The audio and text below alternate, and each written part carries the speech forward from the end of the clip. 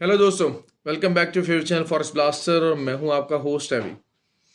Okay जी, अगर आप ऐसे चैनल की तलाश में, एक ऐसे फ्री व्हाट्सएप ग्रुप की तलाश में है जो कि आपको ना सिर्फ फ्री सिग्नल्स प्रोवाइड करे बल्कि आपको लर्निंग का मौका दे, क्योंकि मेरा मानना यह है कि फॉरेस्ट की फील्ड के अंदर आप बगैर लर्न किए चीज़ों को नहीं सीख सकते।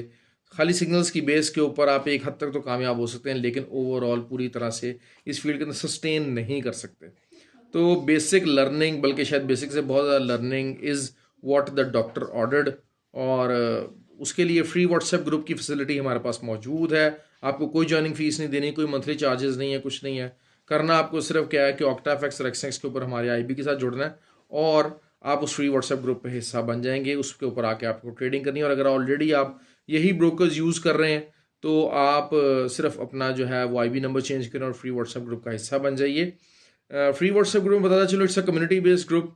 यहाँ पर ना सिर्फ आपको सिग्नल्स प्रोवाइड किए जाएंगे बल्कि आपको क्वेश्चन करने का, चीज़ों को समझने और लर्न करने का बेहतरीन मौका और बेहतरीन प्लेटफॉर्म प्रोवाइड किया जाएगा। कम्युनिटी बेस्ड ग्रुप है और बहुत अच्छे अच्छे जो हैं वो ट्रेडर्स उसके अंदर मौजूद हैं, जो कि बहुत अच्छी अच्छी लर्निंग और चीज़ों को कॉन्टीन्यूसली जो है वो हम बात कर लेते हैं कि जी क्या क्या चीज़ें कैसे कैसे बिल्डअप हो रही हैं, मार्केट का क्या क्या सिनेरियो चल रही है। बहुत अच्छे अच्छे टीएस शेयर किए जाते हैं और सब मामलात ज़बरदस्त चलते हैं। अच्छा जी, it will be a short video. Monday की बात करेंगे तो मंडे जो है वो वीकली वीडियो में बता चुका हूँ। अब मंडे का ज़रा दिन जो है, जिसे कहा जाए कि it will be a tricky day. It always is, actually it always is. लेकिन आज की जो हेडलाइन न्यूज़ है that is for the oil. Oil में आज ओपेक की मीटिंग थी।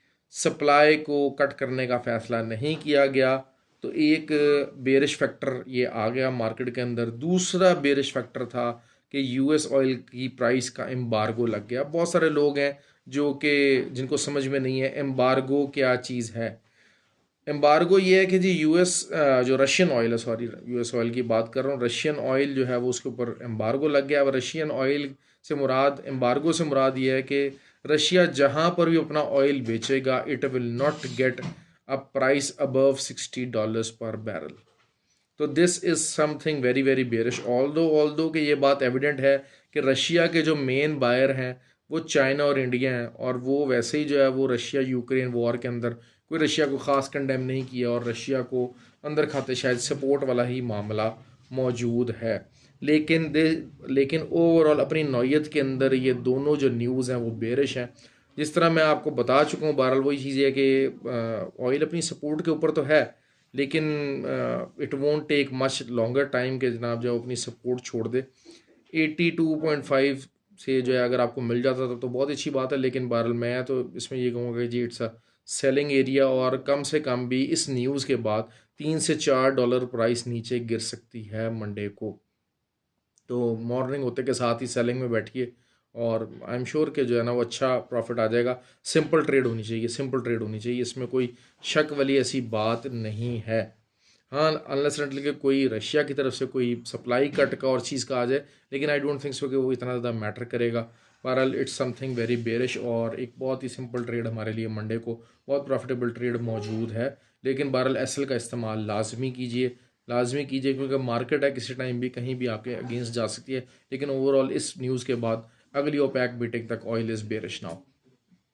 और बात कर लेते हैं जी इससे आगे गोल्ड की बात कर लेते हैं। अच्छा देखिए, मैं आपको बता दूं, बात दिसंबर जो है ना वो एक ऐसा फेज़ है कि जिसमें वॉलेटिलिटी कम हो जाती है, मूवमेंट कम हो जाती है। वॉलेटिलिटी तो खैर कम नहीं होती, लेकिन ये होता है कि अगेंस्ट द ट्रेंड मूवमेंट्स और मूव्स आ जाती हैं। उसकी वजह क्या है? वॉल्यूम कम हो जाता है।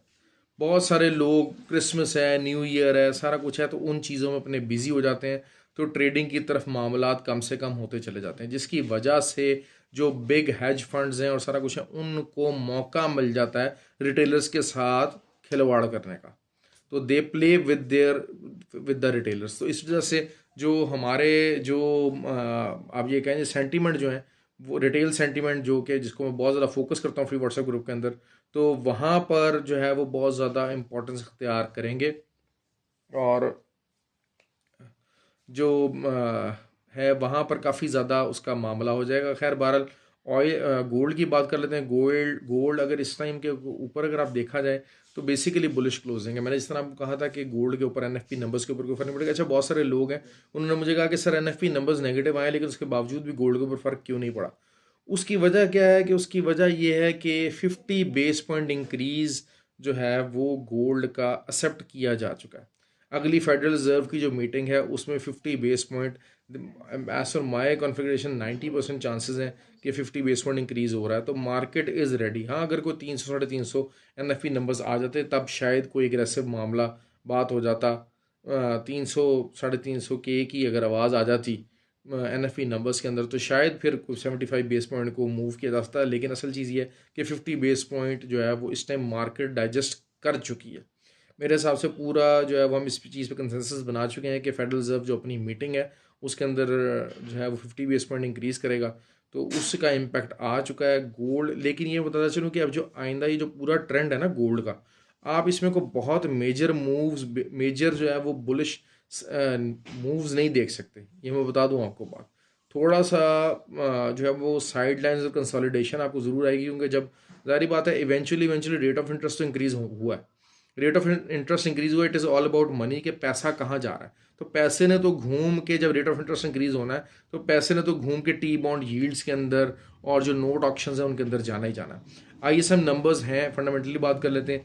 आईएसएम नंबर्स हैं कल रात में और मतलब जो है कोई यूएस मॉर्निंग सेशन के अंदर 6:30 के करीब आईएसएम नंबर 6:30 7:30 आईएसएम नंबर्स होंगे। और आईएसएम नंबर्स जो हैं वो सर्विसेज के हैं, बहुत ज़्यादा इम्पैक्ट तो नहीं रखते लेकिन उनको पॉजिटिव कंसेंसस किया गया। और दूसरा ये कि इन्फ्लेशनरी भी उसका जो है ना प्राइसेस भी इन्फ्लेशनरी साइड के ऊपर रखी गई है, जो कि एक बेरिश मूड है। तो अगर तो कंसेंसस के मुताबिक आईएसएम नंबर्स आ गए तब भी जो है वो ऑयल को जिस टाइम पे जहाँ पर खड़ा होगा तो बेरिश टर्न मारेगा थोड़ा सा। और लेवल्स में बताता जाता हूँ आपको कि मैं क्या किस तरह से अपनी ट्रेड कल प्लान करने का सोच रहा हूँ, तो आप भी उसके मुताबिक एडजस्ट कर लीजिएगा, थोड़ा सा फंडामेंटल्स को कवर कर लें। दूसरा ये कि रात में 3 मंथ बिल और 6 मंथ बिल जो है वो भी उनका भी ऑप्शन है। तो मैं बताता चलूँ कि जो 3 मंथ बिल और 6 मंथ बिल है उनका रेट ऑफ इंटरेस्ट इंक्रीज़ ही होगा। उसकी वजह क्या है कि जो 2 ईयर से ऊपर रेट ऑफ ऑक्शन बिल है, ज़ाहिर बात है दे आर एक्सपेक्टिंग के जो फेडरल रिजर्व है आफ्टर 1 ईयर वो रेट ऑफ इंटरेस्ट डिक्रीज करना शुरू करेगा। तो 2 मंथ्स वाले जो 2 ईयर्स वाले जो बिल हैं या जो भी हैं, या 5 ईयर्स या 10 ईयर, वो जो है वो इस पॉइंट ऑफ व्यू से कम होना जा रहे हैं। लेकिन अगर 3 मंथ्स और 6 मंथ्स की बात करते हैं तो अगले 3 मंथ्स 2 दफ़ा रेट ऑफ इंटरेस्ट इंक्रीज होना ही होना है। दिसंबर में भी होना है और फेब में भी होना है। तो 6 मंथ्स भी आप समझ लें कि रेट ऑफ इंटरेस्ट के अंदर बढ़ेगा या उसी स्टैगनेंट रहेगा, कम नहीं होगा। तो इन दोनों का जो रेट ऑफ इंटरेस्ट इंक्रीज आएगा वो हायर साइड के ऊपर आएगा और गोल्ड को बेरिश करेगा। अच्छा, अब गोल्ड की बात कर लेते हैं, ट्रेडिंग लेवल्स की बात कर लेते हैं। गोल्ड ने क्लोजिंग दी है 97 के ऊपर, बुलिश मोमेंटम पकड़ा हुआ है। लेकिन अगर अगर जो है वो 92 से नीचे 4 आवर कैंडल कोई ओपन या क्लोज होती है तो आप समझ लीजिएगा कि थोड़ा बहुत सेलिंग की तरफ हम दोबारा से 84 का एरिया रीटेस्ट कर सकते हैं। लेकिन 84 इज़ अ बाइंग एरिया। मैं बताना चलूँ 84 to 77 is a huge buying area. और गोल्ड मेरी किताबों के मुताबिक बुलिश है, वीकली वीडियो में बता चुका हूँ। साइडवेज मूवमेंट रहेगी आपको। अगर जो है वो स्टार्ट में मॉर्निंग के अंदर आप थोड़ा बहुत इसको ये कह लें कि एसएल, क्योंकि इसमें आपको फेजेस में जो है वो ट्रेड करनी पड़ेगी। आपको किसी का भी इसमें बाइंग बैठना पड़ेगा, किसी का भी सेलिंग में बैठना पड़ेगा। इनिशियली 1806 का एसएल अगर, तो जिसके हिट होने के चांसेस बहुत ज़्यादा हैं। लेकिन मेरा मानना ये है कि जब तक रेजिस्टेंस मौजूद है आप रेजिस्टेंस से सेल करते रहेंगे। Keep on selling unless until resistance break. और आपको मैं बार बार ये बात कहता हूँ कि 50-60 पिप्स की इंट्रा डे के अंदर बहुत सारी इंपॉर्टेंस है। अगर ज़ाहिर बात है मार्केट ओपन होती है, आप 1806 के एसएल के साथ ट्रेड करते हो, 92 तक मार्केट आती है और बाद में दोबारा वहाँ से उठती है, तो इतनी देर में आप बाइंग सेलिंग के अंदर 2 से 3 ट्रेड्स निकाल लेंगे। और मंडे मैं बताता चलूँ वही बात है कि मंडे में रात में तो क्योंकि आज डाटा मौजूद है तो थोड़ा सा आप जिसे कह लें कि थोड़ा सा मूवमेंट ज़्यादा आ जाएगी, वरना अदरवाइज दिन के अंदर स्कैल्पिंग का ही एरिया। ये मैं आपको बात क्लियर बता दूं। दूसरी बात यह है कि जी यूरो की बात कर लेते हैं। यूरो जो है वो 1.05 से ऊपर पहली क्लोजिंग दी है उसने, लेकिन ये है कि ये एक सेलिंग एरिया है, ह्यूज सेलिंग एरिया। मैं ऑल दो के यूरो के ऊपर सेल नहीं बता रहा, लेकिन असल चीज़ यही है कि यहाँ पर भी एक हाई रेजिस्टेंस एरिया मौजूद है। अगर जो है वो, क्योंकि हमेशा मेरा मानना ये है कि जो एरिया होता है ना, उसको एज सपोर्ट डिफाइन करने के लिए 2 दिन की क्लोजिंग ऊपर होती है। 1.05 एक ह्यूज बैरियर एरिया था। अगर मंडे की भी क्लोजिंग 1.05 से आती है तो तब हम इसमें एक लंबी बाय, जो कि मैं लेवल आपको बता चुका हूँ 1.08 तक का लेवल जो है हम देखेंगे कि जनाब हाँ वो अचीव हो सकता है। Same is the case with the GBP के 1.22 से ऊपर ही की क्लोजिंग डेली अगर आएगी तब हम यहाँ से बाइंग देखेंगे, अदरवाइज आप सेलिंग में बैठ सकते हैं। लेकिन वही चीज़ है कि स्कैल्पिंग है, सपोर्ट रेजिस्टेंस जो कि माइक्रो सपोर्ट रेजिस्टेंस मैं अपने ग्रुप के अंदर शेयर करता रहता हूँ, आपको कहीं से भी मिल सकती हैं, बहुत सारे हैं, तो उसके अंदर अंदर सेलिंग करते रहिए, बाइंग करते रहिए। This is how the market gonna behave tomorrow. Difficult day है, लेकिन मैं बताता चलूँ हिट एंड रन स्ट्रेटजी वाला कामयाब रहेगा कल। जो प्रॉफिट आया निकाला, भागे, प्रॉफिट को छोड़ना नहीं। जो बंदा प्रॉफिट में आई हुई ट्रेड को लॉस में काटता है, मेरे हिसाब से उससे बड़ा क्रिमिनल कोई नहीं, और पर्टिकुलरली इंट्राडे के अंदर। तो ये चीज़ अपनी आप जो है वो बिल्कुल ज़हन में रखें। नैस्डैक भी जो है वो अगर आप देखा जाए तो 2 बेरिश कैंडल्स इंट्राडे के ऊपर क्लोज की हैं, लेकिन with the very very long wicks. तो और मेरा जो 2 कैंडल फार्मूला है उसके मुताबिक भी जो है वो शायद जो है ना वो चीज़ें ऐसे ही चलती हैं कि जो है वो थर्ड डे आप एक बुलिश कैंडल्स बना सकते हैं, लेकिन बुलिश के मोमेंटम कोई बहुत ज़्यादा मौजूद नहीं है। बुलिश के लिए मोमेंटम मौजूद नहीं है बार बार। हाँ, लेकिन यही हो सकता है कि जो है 11,750 की जो एक सपोर्ट है उसको रीटेस्ट लाजमी किया जाना चाहिए, उस सपोर्ट को इस्टेब्लिश करने के लिए। जिस तरह गोल्ड है ना, गोल्ड की जो सपोर्ट है 1784 की, इसको एक दफ़ा रीटेस्ट किया जाना बड़ा ज़रूरी है, इसको एक पक्की सपोर्ट बनाने के लिए।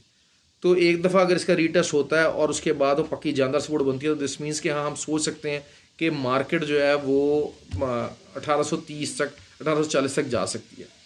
अगर वही बात है कि अगर यहीं से ऊपर जाएगी मार्केट और उसके बाद, तो फिर आप ये हाई प्रोबेबिलिटी है कि 1815-16 से दोबारा वापस मार्केट नीचे आ जाएगी और 1800 के नीचे क्लोजिंग देगी। तो ये चीज़ें इसी तरीके से नैस्डैक के अंदर भी मामला वही है। नैस्डैक बहरहाल मैं सेलिंग साइड पर ही बैठूंगा जब तक के जो है 12,150 के ऊपर डेली क्लोजिंग नहीं आएगी। तो this is how the simple the trading is. और नैस्डैक और ऑयल जो है वो आपको, ऑयल की बहरहाल ट्रेड एक सिंपल ट्रेड है जो कि कल अच्छा मुनाफा दे सकती है, लेकिन वही बात है कि एसएल लाजमी लगाइएगा। एसएल जो है वो उसके बगैर ट्रेड मत कीजिएगा। मैं बार बार आपको बात कर रहा हूँ, क्योंकि December is a day we month of manipulation. बार बार मैं आपको बार बता रहा हूँ कि रॉन्ग साइड के ऊपर ना फंसीएगा। काफ़ी मैंने आपको चीज़ें क्लियर कर दी हैं, काफ़ी मामला क्लियर कर दी हैं। दूसरा थोड़ा सा मैं एक जनरल बात करना चाहूँगा कि हाउ द ट्रेडिंग इज़, क्योंकि लोग हमारे ना बहुत सारे मुझसे रब्ता करते हैं और मुझे कहते हैं कि सर हम ट्रेडिंग के अंदर बहुत ज़्यादा, देखिए इसमें 2 तरह, ट्रेडिंग के अंदर कितना को मुनाफा कमा सकते हैं। अच्छा देखिए इसमें 2-3 तरह के स्टाइल हैं। अगर आप नॉर्मली आप बिहेव करते हैं ना, तो ट्रेडिंग जो है वो एक जो नॉर्मल ट्रेडर है, जो बड़े अकाउंट वाला ट्रेडर है, जो कि बड़ा तरीके के साथ काम करता है, 20-25 हज़ार 30 हज़ार डॉलर का अकाउंट है, तो 10 से 15% मंथली मुनाफा उसके लिए बहुत होता है। दूसरा, मेरे एक जानने वाले भी हैं, हर एक का ट्रेडिंग स्टाइल है। वो क्या करते हैं, जिन्होंने स्कैल्पिंग करनी है, जिन्होंने हाई रिस्क ट्रेड करनी है, वो क्या करते हैं, वो अपना जो पोर्टफोलियो $5,000 का उसको 10 दिन में डिवाइड किया, $500 का एक अकाउंट में डाला, हाई एंड ट्रेडिंग की, स्कैल्पिंग की, ज़बरदस्त तरीके से की। और उनका मानना ये होता है कि 10 दिन का हमने पोर्टफोलियो बनाया, 10 दिन के अंदर 2 दिन भी उनकी हाई रिस्क ट्रेडिंग अगर प्रॉफिट में जाती है और 8 दिन अगर उनका लॉस भी होता है, तो वो 2 दिन जो होते हैं उनको प्रॉफिटेबिलिटी की तरफ ले जाते हैं। बेसिकली ये ट्रेडिंग ट्रेंड है, ट्रेडिंग स्टाइल है। बहरहाल ये कि आपने देखना है कि आपको कौन सा सूट करता है। मैं बार बार आपको बात कहता हूँ, ये 200, 250, $300 ये जो अकाउंट्स हैं, ये आपको सिखाने के लिए तो काफ़ी हैं, लर्निंग के लिए तो काफ़ी हैं, लेकिन ट्रेडिंग से इवेंचुअली रीजनेबल मुनाफा, कम रिस्क ले के मुनाफा कमाना, उसके लिए आपको अच्छी हैंडसम अमाउंट डालनी पड़ेगी ताकि आप गैम्बलिंग की तरफ ना जाएं, आप ट्रेडिंग की तरफ जाएं। बेसिकली जो आपका लो पैसा पैसों खींचता है, लोअर जो इन्वेस्टमेंट्स होती हैं वो आपको मजबूर करती हैं आपको कि आप हाई रिस्क ट्रेड्स लें, ज़्यादा रिस्क में आके ट्रेड लें। तो अपने आप को एडजस्ट कीजिए। अगर आपने हाई रिस्क लेनी भी है तो always have a mechanism behind it.